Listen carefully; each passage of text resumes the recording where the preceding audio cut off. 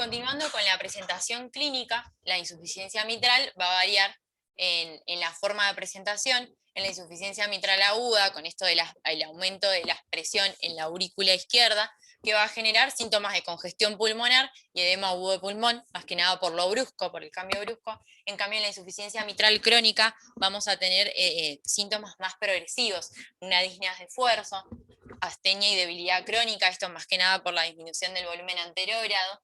También se puede, en el caso de que tengamos un componente de enfermedad coronaria, síntomas de anginas de pecho, palpitaciones en los pacientes que estén asociados a arritmias supraventriculares, insuficiencias cardíacas a predominio derecho, hemoptisis, edemas. Esto va a depender mucho de la etapa en la que esté el paciente y los síntomas que vaya generando.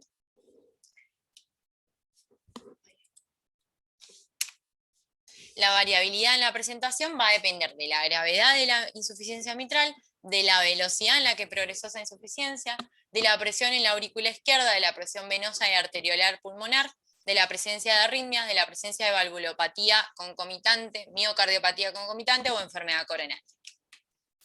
Dentro de los exámenes, del examen físico, dentro de la inspección está presente la rubicondés facial o facies mitral, que ya habíamos visto en estenosis mitral, el impulso arterial carotidio brusco.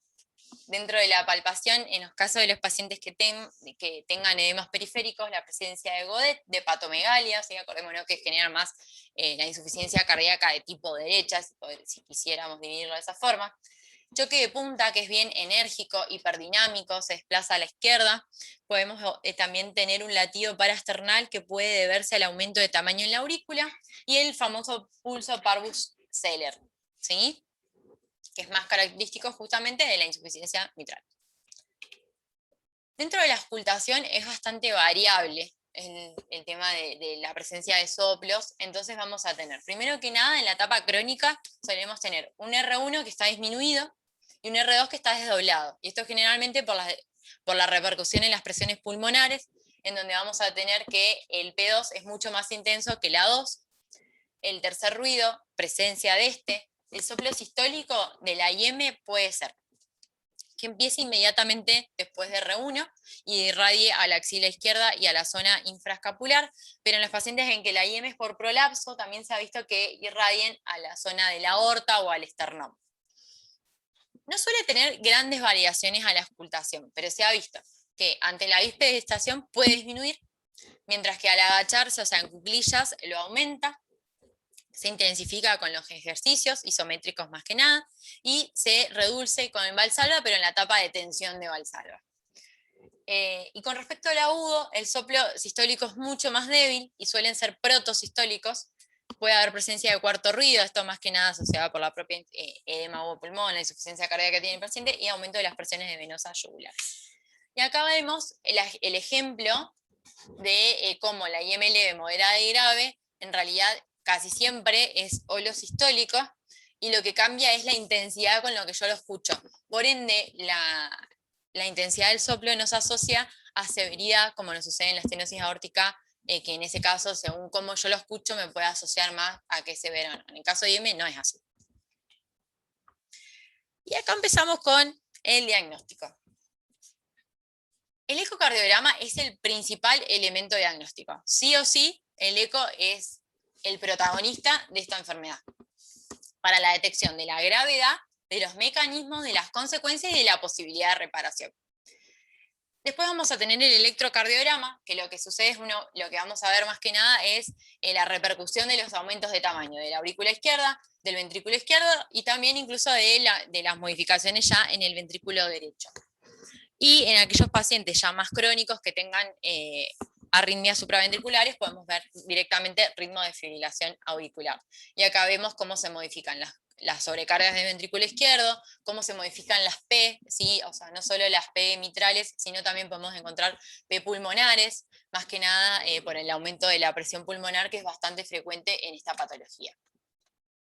En la radiografía de tórax podemos ver cardiomegalias, también a expensa del aumento de las cavidades, presencia de líneas B en pacientes que tengan signos de congestión, más que nada en pacientes con IM aguda, o en algunos pacientes se ha visto la calcificación del anillo. Y esto es más que nada en un paciente con signos de congestión. La resonancia cardíaca ayuda más que nada porque correlaciona bien los volúmenes que se pueden evaluar en el ecocardiograma, ¿sí? Más que nada en los volúmenes regurgitados. Y es una de las técnicas no invasivas que ayuda mucho a medir el volumen diastólico, telesistólico y la masa del VI cuando por mala ventana o por alguna situación el eco nos termina siendo insuficiente. Otro de los métodos complementarios es la cinecoronariografía, que principalmente en la IM, ¿para qué la vamos a usar? Para cuantificar la fracción de regurgitación hacia la aurícula izquierda durante un ventriculograma con contraste. Esto también, cuando en el ecocardio no hayamos podido, o en otro método complementario no hayamos podido medirlo. Y la CCG sirve para establecer enfermedad coronaria concomitante, que sabemos que en las causas de IM secundarias es bastante frecuente, y lo tenemos que hacer en pacientes con IM que tengan factores de riesgo, que sean mayores de 40 años, que sean mujeres posmenopáusicas o disfunción sistólica del VI. Acá hacia la derecha vamos a ver las indicaciones de CCG que nos brinda SAC, que están resumidas en lo que acabamos de comentar.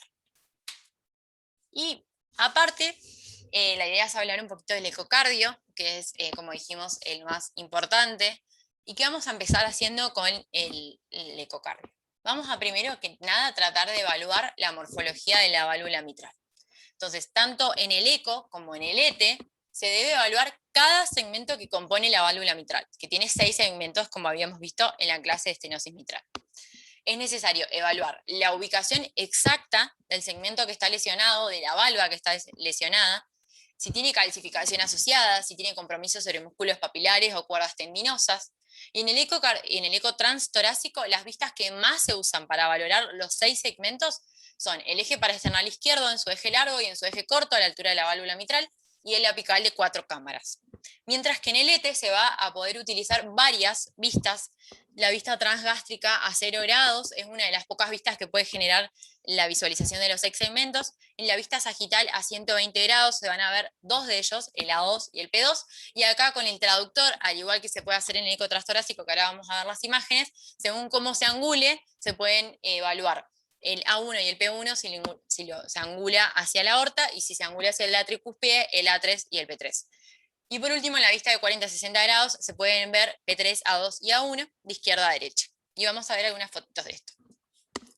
En este caso vemos un ecocardiograma transtorácico, en donde en la porción de arriba vemos un eje paraesternal izquierdo en su eje largo, en donde podemos ver, en este caso, A2 y P2. Acá nuevamente, si angulamos el traductor hacia la aorta, podemos ver A1 y P1, y si angulamos hacia la tricúspide, A3 y P3. Y de esa forma vamos a ir pudiendo evaluar de a segmentos en particular. Pero si nosotros vamos en esta misma ventana, pero en su eje corto, podemos ver los 6 segmentos. Entonces está bueno porque en esta forma podemos ver de forma más específica si hay un segmento más afectado que otro, ¿sí? También se le puede poner Doppler. Y en estos casos tenemos otras ventanas. Esta es una ventana en 4 cámaras apical, en donde vemos A2, A3 y P1. Y esta es una vista comisural, que es más que nada para evaluar segmentos de la válvula. Y en este, como para ir viendo imágenes de cómo sería en el ET, en el caso de arriba vemos más que nada, tanto en A, B y C, vistas de 0 grados, en donde trata de,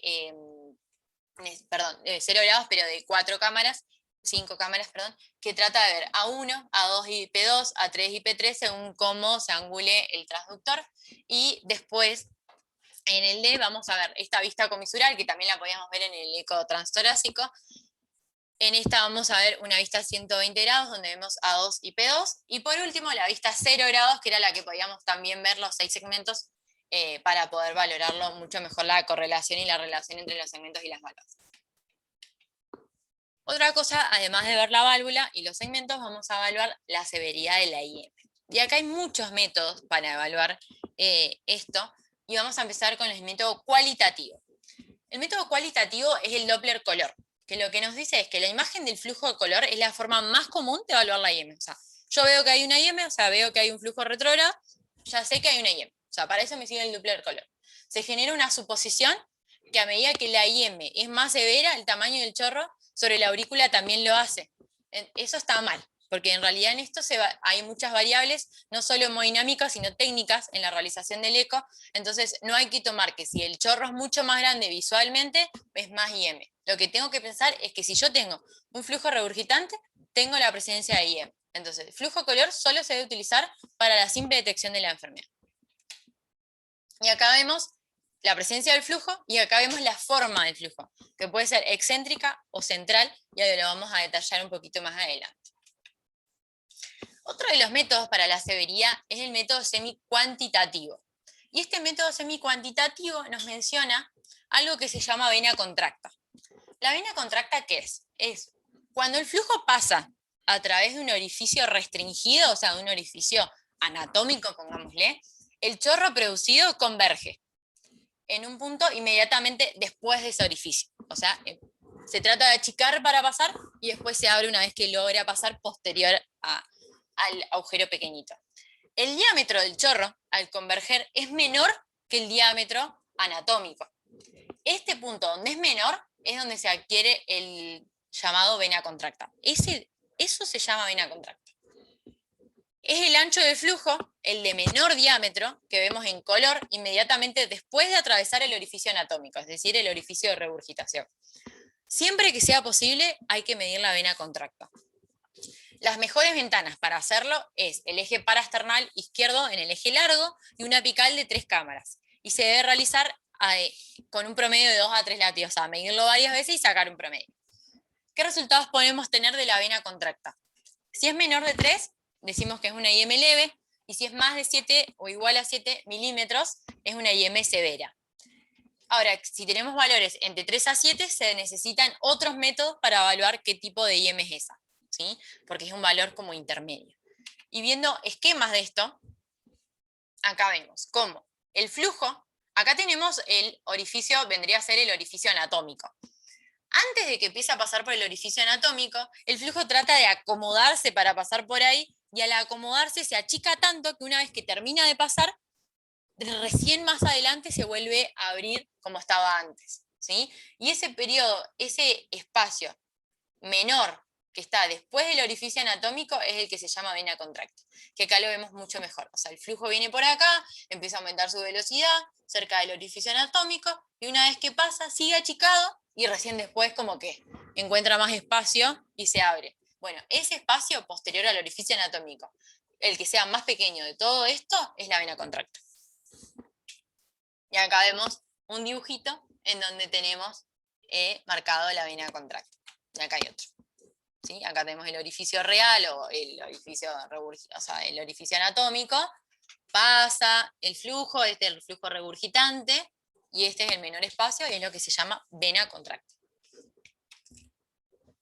Otro de los métodos es que se pueden utilizar dentro del Doppler también, tenemos el Doppler pulsado, que no solo sirve para sumarle criterios de severidad hasta IM, sino también que sus valores sirven para cuantificar valores más cuantitativos. Estos siguen siendo semi-cuantitativos. Y vamos a tener el Doppler pulsado del flujo mitral, donde se cuantifica la velocidad máxima de la onda E. En los casos de IM severa es mayor a 1. Esto no sirve como criterio cuando el paciente tiene asociado estenosis mitral. El Doppler de las venas pulmonares, que disminuye de forma marcada la onda sistólica en regurgitaciones moderadas a severas, y podemos tener flujos reversos sistólicos en caso de regurgitaciones severas. Entonces, la presencia de flujo reverso sistólico en las venas pulmonares nos habla de que estamos probablemente en un punto más para una IM severa. La sensibilidad y la especificidad de este flujo retrógrado en las venas pulmonares, que es lo que decía recién, tiene una sensibilidad del 69% y una especificidad del 98%. Y tenemos la curva del Doppler continuo, que en realidad esto lo que nos hace visualmente es darnos cuenta que el chorro regurgitante también está relacionado con el grado de severidad. Cuando ese chorro yo en el espectral lo veo bien completo y sólido, pienso que también es más una IM severa.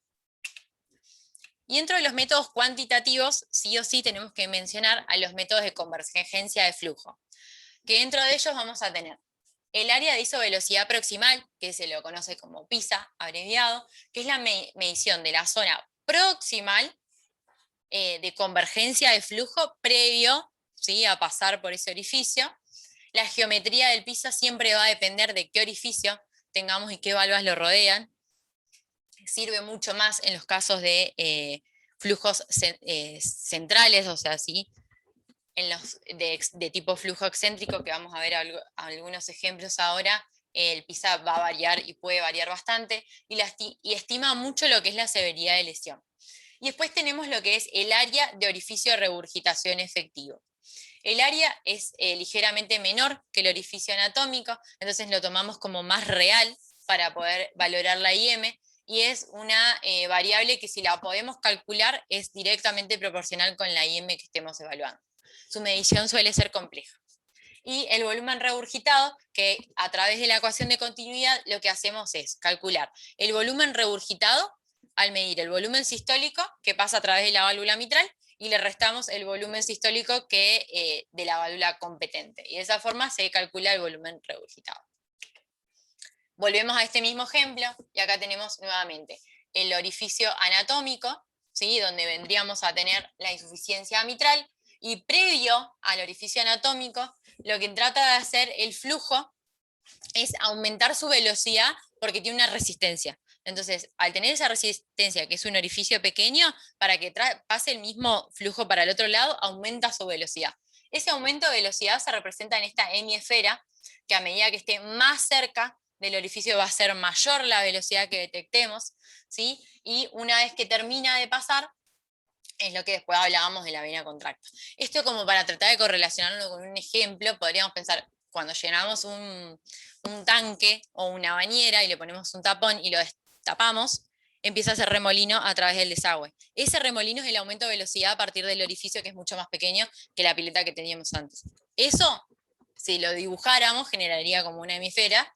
En este caso, esa hemisfera es lo que vamos a calcular como PISA, y también si lo medimos se puede calcular el radio de PISA, que son dos parámetros que nos sirven para evaluar la IM en la ecocardiografía.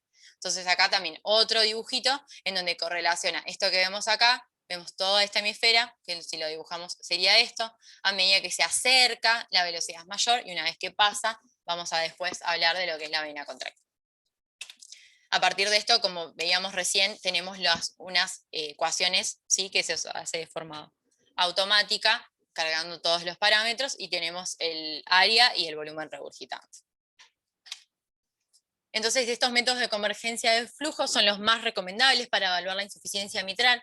El área de interés se optimiza mediante la reducción de la profundidad de la imagen. Le hago un zoom como para tratar de evaluar bien claro eso, y modifico el límite de Nyquist a 15 a 40 centímetros segundo. ¿Por qué se modifica el límite de Nyquist? Porque en realidad lo que nosotros buscamos es el primer aliasing para tratar de buscar este área, esta hemisfera. Acuérdense que el aliasing, lo que habíamos visto en las otras clases, que es cuando tenemos el flujo turbulento y genera estos cambios bicolores en el flujo de Doppler. El radio de PISA se recomienda medirlo en mesosístole, y el cálculo del volumen regurgitado y el área se realizan a través de las fórmulas, como habíamos dicho antes.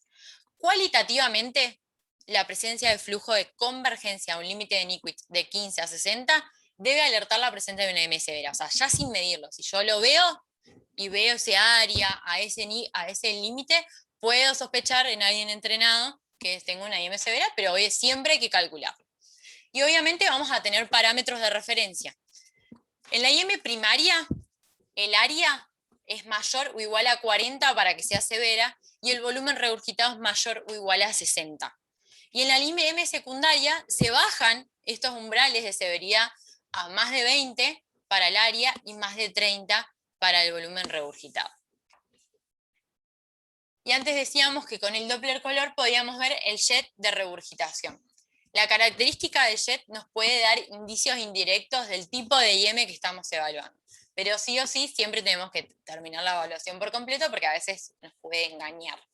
A través de la visualización del chorro podemos encontrar un jet excéntrico, que es más que nada se asocia a alteraciones en la motilidad regional isquémica o prolapso. Este era un videito, pero no sé por qué no anda, en donde vemos que el flujo viene por acá y regurgita y se va para el lado contralateral. Eso es excéntrico, que se va hacia el otro lado.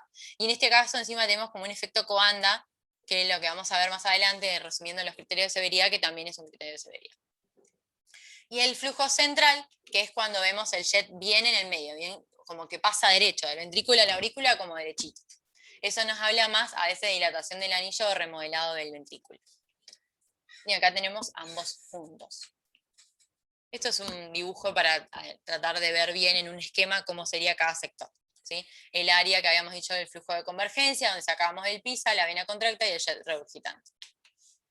Y acá resumiendo un poquito los criterios de gravedad por ecocardiografía de una insuficiencia mitral, vamos a tener que según la morfología valvular, que tengamos una rotura cordal, un músculo papilar roto, un gran defecto en la coaptación, nos va a hablar de severidades AIM. Según el Doppler color, si es un flujo central muy extenso, excéntrico con efecto de pared, es decir, efecto Coanda, que se pega y vuelve, eso es un criterio de severidad, y que alcanza la pared posterior de la aurícula. Si se va más hacia el techo de la aurícula, nos habla de severidad. Que la señal del Doppler sea bien denso, triangular, o sea, no es que se tiña de poquito, sino que sea bien marcado ese flujo. Y otros que haya una gran zona de convergencia hacia arriba, o sea, lo que habíamos visto esto del PISA. Semicuantitativos, vena contracta mayor a 0,7, ¿sí? Venas pulmonares, flujo sistólico inverso en más de una vena pulmonar. Llenado mitral, onda E dominante, mayor o igual a 1,5 metros por segundo. Y otros también hablaba del IVT mitral y dividido el IVT aórtico, mayor a 1,4. Y dentro de los cuantitativos vamos a tener el área, que esto lo divide en primaria y secundaria, porque recuerden que baja el umbral. En la primaria es de mayor o igual a 0,4 y en la secundaria de 0,2. En la fracción regurgitante mayor o igual al 50%. El volumen regurgitante para primaria mayor o igual a 60 y funcional mayor o igual a 30. Y otros criterios adicionales que si vemos la aurícula o el ventrículo agrandados, ya nos habla de que hay también repercusión y compensación de esa IEM. Indicaciones de SAC para hacer ecocardiograma: establecer el diagnóstico y la gravedad de la insuficiencia y su repercusión hemodinámica, junto con la evaluación de la función ventricular, establecer la posibilidad de una reparación quirúrgica valvular, reevaluar en pacientes con IM el estado sintomático, o sea, en el seguimiento, la reevaluación periódica para establecer el momento de la intervención quirúrgica, y todos los pacientes que tienen IM y estén embarazadas se tienen que hacer un ecocardio de control. Con menor indicación, pero hay que hacer una reevaluación de pacientes asintomáticos, ¿sí? Más que nada con grados moderados para evaluar el seguimiento de cómo avanza esa IM y la función ventricular. Y ecotrans esofágico, más que nada en la imposibilidad de precisar un diagnóstico o hablar adecuadamente la IM en un ecotrans torácico que nos haya sido insuficiente, un transtorácico insuficiente, pero más que nada para evaluar qué tipo de reparación valvular se le puede al paciente, y siempre a los pacientes que se le hace tratamiento quirúrgico, intraquirófano tienen que tener un ET. También se les recomienda hacer un ET en pacientes que se sospechen de endocarditis infecciosa o compromiso cordal. Y para continuar, tenemos que hablar de tratamiento.